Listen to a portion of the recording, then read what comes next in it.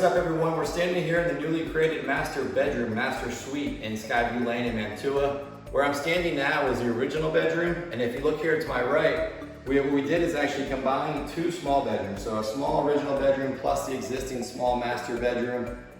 Created a new hallway and created a his and hers closet, hers being walk-in.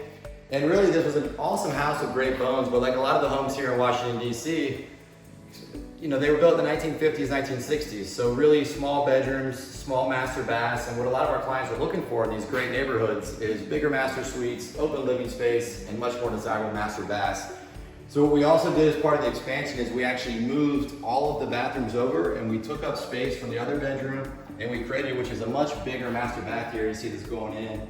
We went from a tiny vanity to double vanities with storage, a walk-in shower, subway tile, great floors, nice light and airy. We brought in a window to bring in a lot of natural light. And while it's not huge, it's just a much more functional space.